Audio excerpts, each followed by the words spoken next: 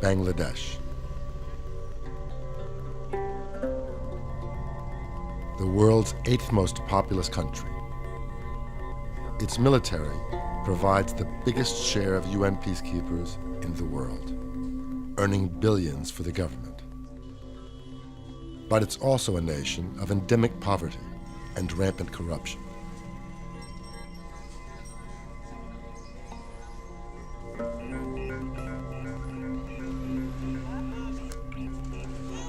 A country born of a bloody war. It was the most horrendous genocide since Second World War. During the Liberation War, we have seen some Bangladeshi political parties, Islamist political parties. They collaborated with Pakistani occupation army for committing war crimes and crimes against humanity. Now an Islamic state, religious minorities, Hindus, Christians, Buddhists, and others are under threat, and crimes against them are rarely punished. Whenever such violations take place, the ethnic and religious minorities are automatically more vulnerable. They have signed many international treaties, but there has been systematic violation of those commitments in any case. Indigenous people killed and removed from lands sacred to them.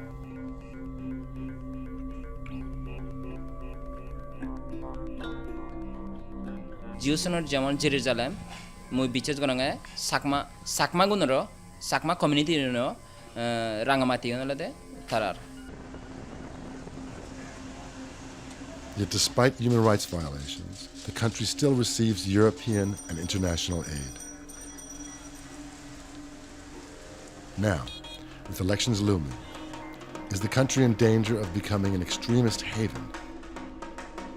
Or is there hope for a democratic and secular future?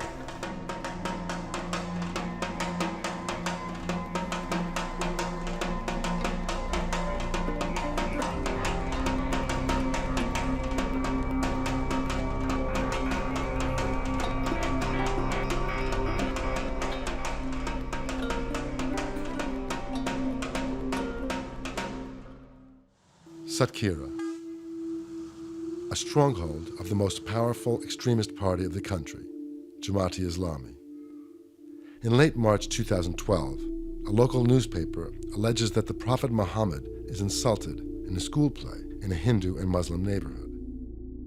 Local extremist leaders urge followers to defend their religion against enemies of Islam.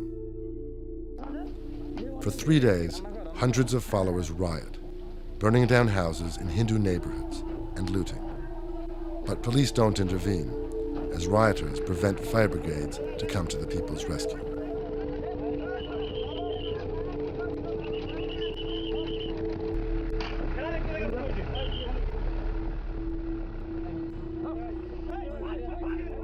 তো সব ধরো জমির দলিল পত্র থেকে আরম্ভ করে কাপড় চোপড় লেপ খাতা বালিশ ফাত ফার্নিচার কাঠের সামগ্রী যা কিছু সংসার ভিত্তিক বসবাস করার লাগে তো সব কম বেশি ছিল সব পুড়ে ধরে ভস্মীভূত হয়ে গেছে এখন ছাই ছাড়া আর কিছু নেই আর ওই কাঁচা ঘরের দেয়ালগুলো আছে এই ভয় আগামীতে আরও ভয় আছে কি আছে জানি কি কপালে কি আছে জানি না আর এই ভয় যাতে না করি থাকতে যাতে ভালো সুন্দর থাকতে পারি বা কিভাবে থাকতে পারবো এই আশা ভরসা নেই পর্যন্ত আসা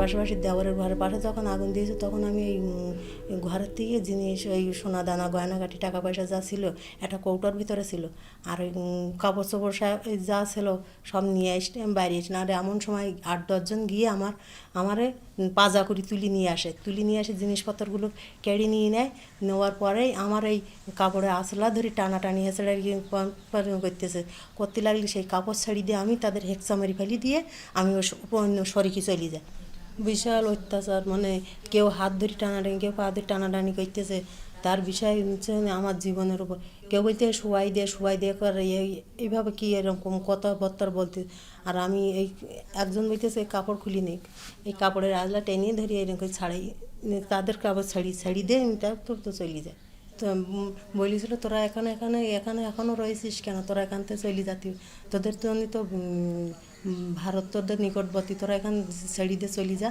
তোরা এখানে রয়েছিস কেন, এই কথাগুলো ওদের মুখ দিয়ে ব্যক্ত হয়েছিল যে তোরা এখানে কী খাতি রয়েছিস। এই গ্রাম ছেড়ে এই দেশ ছেড়ে আমরা যাব কেন, এই যদি শাসন যদি এই তো পুলিশ ছিল, সেনাবাহিনী ছিল, কেউ তারাই তো রক্ষা করবে, রক্ষা করা বাদ দেও তারাই হুলি দিচ্ছে তোমরা কাজ চালাই যাও, আমরা আমরা পাশে রয়েছি, তোমরা তোমাদের কাজ চালাই যাও।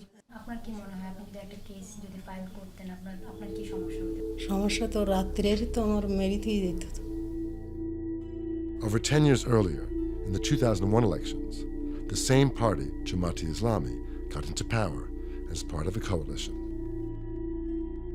The 2001 election has gone down in history of Bangladesh as one of the worst form of violences that took place.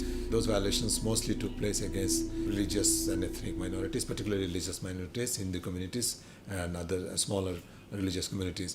And that had a linkage with the party that came to power in coalition with the Jamaat Islami. They were alleged to have been part of that violation process. We have recorded more than 3,000 incidents of minority persecutions, that killing, rape, arson, plundering, looting.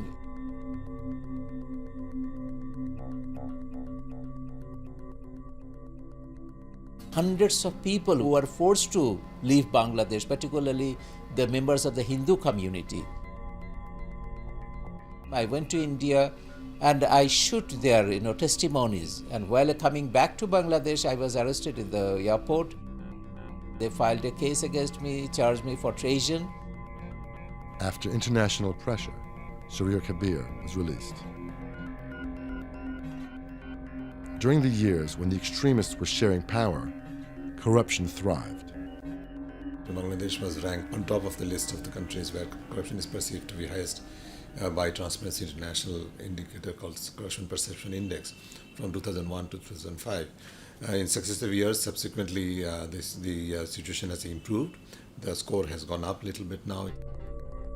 But nationally, everybody recognizes that corruption remains a major challenge. In 2010, we conducted a survey, a national household survey on corruption based on experiences of the people. 84% of the people had been victims of corruption in one way or other, which is a huge indicator of how corruption is deep and wide. You can be involved in corruption either in high positions or low positions, but you can get away from being brought to justice. So it's promoting a culture of impunity, which is a potential threat not only for the economy but also for our progress towards democracy.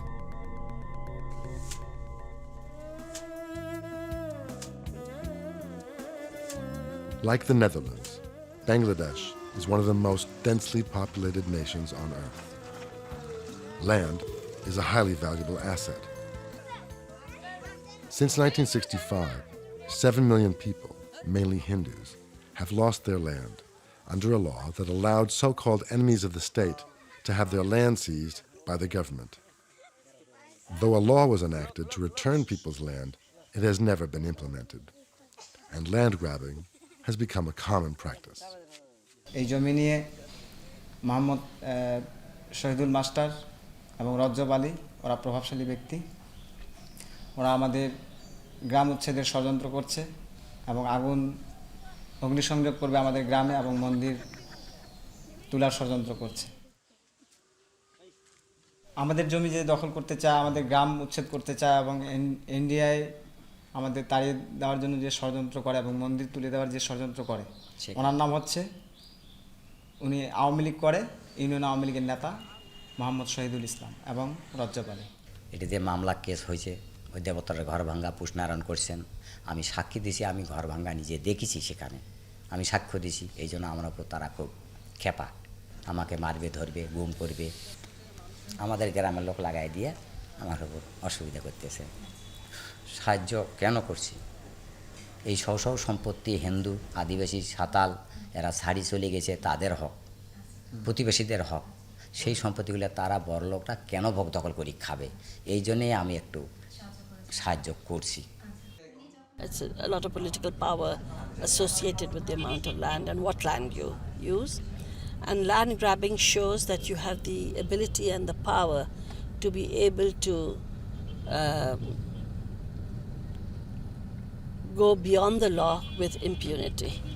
So if you're vulnerable, and you're vulnerable because you may be a woman who doesn't have a strong male protector, if you're vulnerable because you're from a minority religious community, then it's very easy for people who are powerful to be able to take over your land.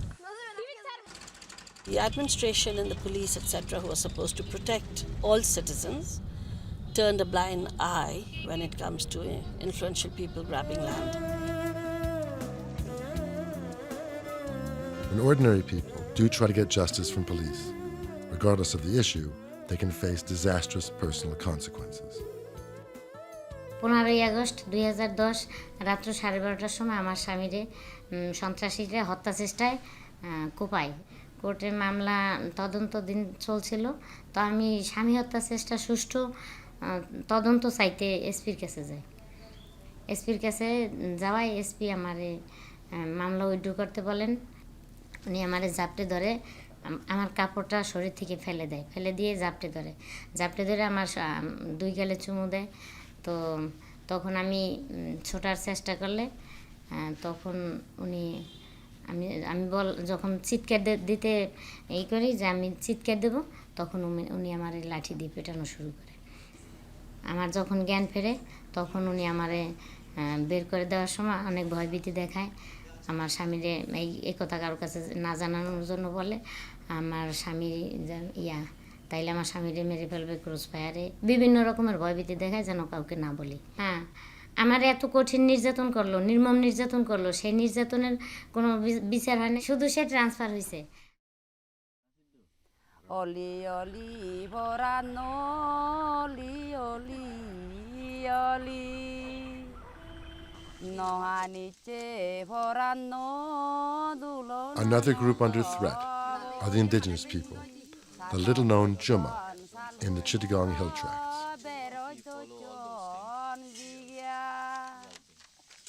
নহানিচে ভরানো বানরে বাদন সিংয়া ওই নোয়ারি মার।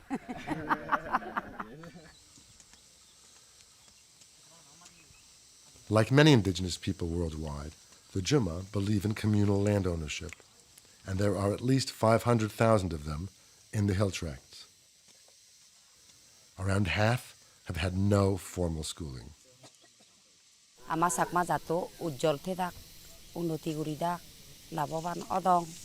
যেমন আমার বারেলৈ যোগাযোগ থেদ, এই যে বাইরের মানুষ এদাক আমিও যে দং বাইরে আমার মুইসে ইয়েগান সাঙে আয় বাইরে যেমন আমি যেই ভারি এই ভারি যেমন বাইরেতো না এদাক যে দাক আমি যোগাযোগন যেমন রাগে ভারি মুই জাত প্রতি হিতে যেমন আমার উজ্জ্বল ইয়ে থেদ মুইসে সাঙে আয়। The Jima are a mix of different ethnic groups with their own languages and cultures, and the majority being the Chakmas. They claim to be the living clan of the Buddha.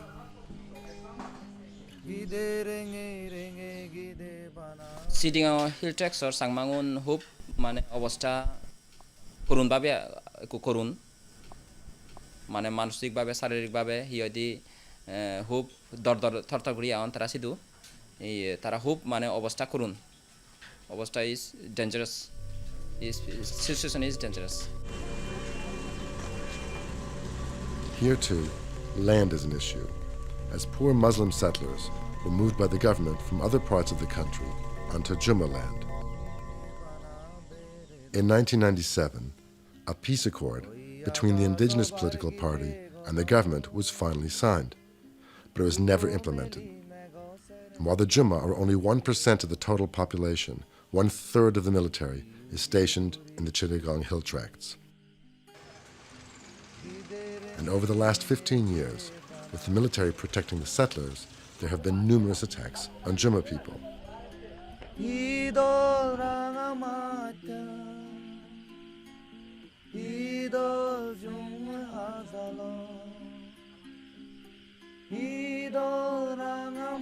তুমি ভেঙে দিচ্ছ না? হ্যাঁ ভেঙে দিয়েছি সব। এই ভেঙে দিচ্ছ। এটা কি কারা ভাঙলো? কারা ভাঙছে?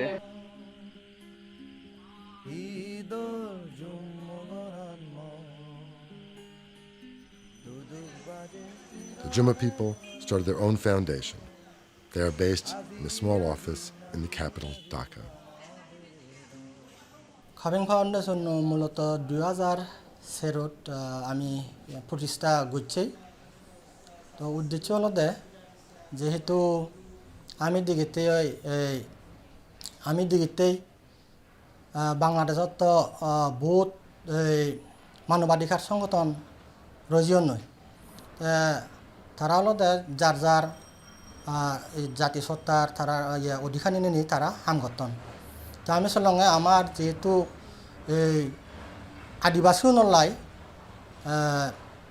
হামগুড়িয়েছে ধরনের আমার নিজস্ব আদিবাসী জনগণতুন এ ধরনের সংগঠন নেই। নির্যাতন করন তারা তিস করন বাঙালুনি সেটি তারা মনে করছেন না একো সংগঠন বানিবাক সংগঠন বানিও নাই তারা এক সমানে রুকে দাঁড়াবাক এবং ভয়েস রেজ করিবাক নারী নির্যাতনের বিরুদ্ধে। হিউম্যান ফেডারেশন হাম করে দেওয়া মিলেউন যারা র্যাফ হবাক টর্চার হবাক বাঙালুনোর দ্বারায় আর আর্মি উনোর দ্বারায় সেকে তারা মিছিল করন মিটিং করন এবং হয়তো মিলে তারা র্যাফ হন তারপরে দি অনেক মানুষজনে তারা সমাজত তারা গ্রহণ নরন এবং ফৌগুনে তারা লবান নচেন সেটি তারা অনেক সময় সুসাইড করি মরণ।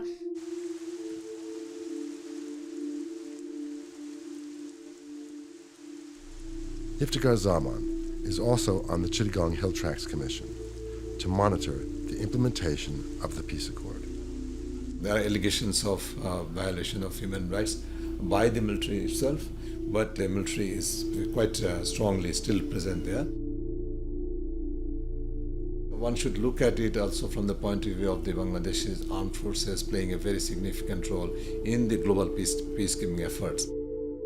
Bangladesh has become the largest contributor globally. The soldiers and the officers who take part in the peacekeeping forces, they are paid by the United Nations, which is much larger package. And also as a part of that, the government also gets a certain revenue, which is also contributing to the economy. Recently, the UN has been urged to forbid security forces who violate indigenous people's rights from joining peacekeeping operations. As a reaction to that, this theory came up from some quarters within the government that if you say that there are no indigenous communities in Bangladesh, then you can sell the idea that the Bangladesh military is not violating the human rights of the indigenous communities. If there is no indigenous communities, how can it violate the rights of the indigenous communities?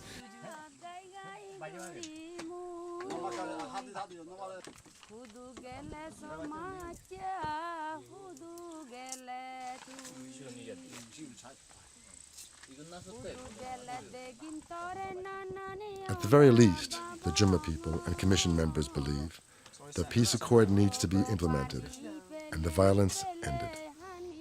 There is a particular concern about the Chittagong Hill Tracts, of course, and during this Parliament, the progress towards the implementation has been far too slow.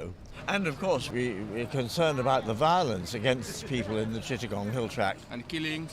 And killings. Yeah, and burning the houses and taking the properties, everything is still going on. Yes. And these are all matters of great concern. And not only this, you can see the foreigners are blocked going to the Chittagong Hill Tracts, and the army are still there. So how can we expect that Chittagong Hill Tracts accord will be implemented very soon?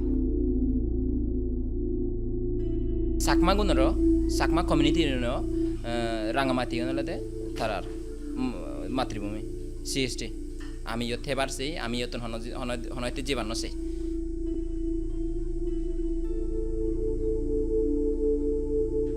As with other minorities, the attacks on the Juma are rarely if ever prosecuted, in line with what is said to be the country's culture of impunity. Critics say today's problems of violence have their roots in the country's painful past. In 1971, in its war for independence from Pakistan, Bangladesh endured what one high U.S. official claimed was the most incredible calculated thing since the days of the Nazis in Poland. 3 million people were being killed in the name of Islam in Bangladesh. So far as government statistics are concerned, they have raped 200,000 women. 10 million people were forced to leave Bangladesh, took shelter in India. And during the war, the leader who led the liberation war, they mentioned it categorically, Bangladesh is going to be a secular democracy. So after the victory of the war, we adopted a magnificent constitution in 1972 that enshrined secularism, democracy, nationalism, and socialism as the basic principle of the republic. And it continued, and the trial of the war criminals also started. However, by 1988, Bangladesh officially became a Muslim state. Like Pakistan, the country it had revolted against. The war crime trials were cancelled. Sharia Kabir and others have since tried to bring the perpetrators to justice. The Islamist political parties, they collaborated with Pakistani occupation army for committing genocide, war crimes, and crimes against humanity. But still, these Islamists, they have influence, huge influence over the society by administration, civil administration, in the military. And when they were in power, particularly from 2001 to 2006, it was Jamaat-e-Islami sharing power with BNP. At that time, we have seen alarming rise of Islamic militancy in Bangladesh. At that time, 125 Islamic militant organizations flourished like mushroom. And those Islamic militants, they have spread their network in the regional countries, as well as they have their link in Europe and North America also. One step forward, many say, is to hold accountable those guilty of atrocities during the War of Independence. This will be a very good, very strong signal that no crime can go unpunished. And this is one of the worst forms of crimes against humanity, and that was conducted and that has remained unpunished for more than 40 years now. So this is a challenge for the nation itself. If they can be brought to justice, this will definitely be a good example and precedence for any similar crimes, not only in Bangladesh, but also I think in the global context. And this has taken place in case of Second World War in Germany, in case of Cambodia, and why not in case of Bangladesh? Though criticized for not meeting international standards, war crime trials have finally begun. You should support the trial of the war criminals, perpetrators of the genocide, if you don't try the perpetrators of the genocide. This kind of genocide will repeat again and again. Another proposed solution to make Bangladesh safer for everyone is to return to its original secular constitution, with no mention of a state religion. Even Bangladeshis living in the West have gathered here, outside of the House of Parliament in London, to make this demand. The Constitution, over the time from 72, has been amended in such a way that the rights of the minority has gradually eroded, and there is no fundamental right in the constitutions anymore. Because if you start the constitution saying in the name of one particular God, is always giving the preference to other than the minority.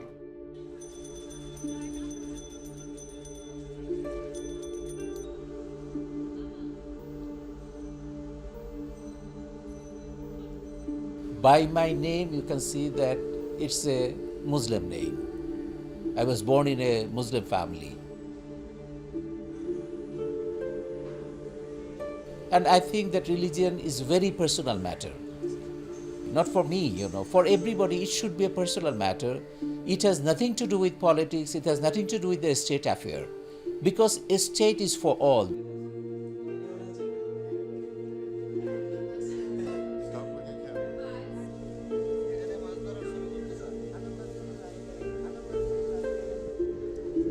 Obviously, the return to secular constitution is definitely an answer, but that may not be the full answer, because we have many constitutional commitments, we have many international commitments, we have signed many international treaties, but there has been systematic violation of those commitments in any case.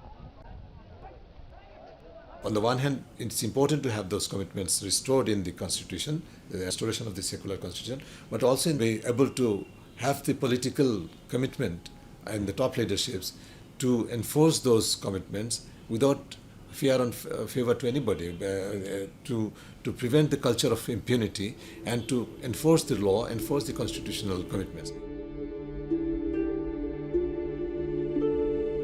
There are many policies, there are many programs that are supposed to support and favor those who are marginalized. And if you go singly and individually, you're not going to be listened to and you're not going to be heard. But if you're aware of your rights and if people around you are aware of the rights and you are an organized force, collectively, you can make a noise.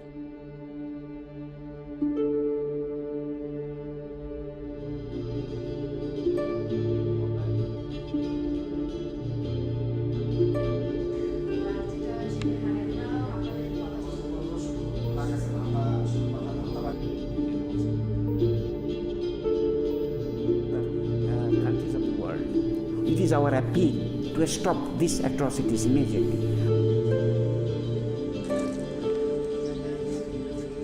There are millions of new voters in the coming election.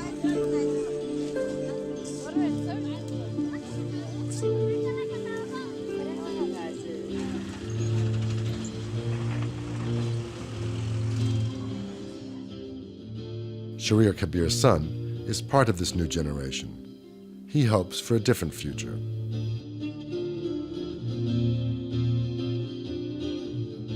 I'm going to vote for the first time in the next election. So I know secularism and difference between secularism and fundamentalism. And so I should vote for secular democratic parties.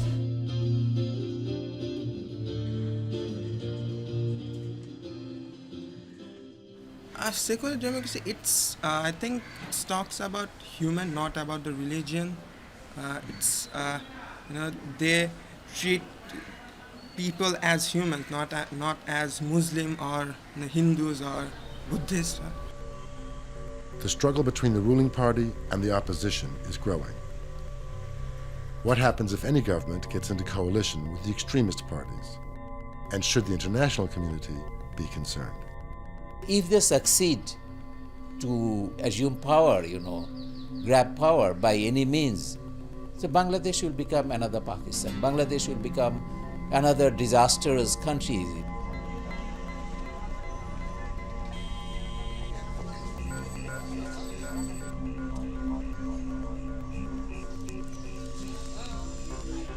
It does matter to the international community because we are talking of some of the basic international standards, which is about promotion of democracy. It is a global world today, and a challenge of democracy in any place is a challenge of global democracy. A challenge against human rights violation in any place in the earth is a challenge for the international community. Whether it is an issue of basic rights and entitlements of the people of Chittagong Hill Tribes and indigenous communities there, or a violation of basic human rights in anybody, anywhere in Bangladesh, from economic, financial, political and diplomatic consideration. I think it is important that problems faced by Bangladesh are also problems faced by the international community.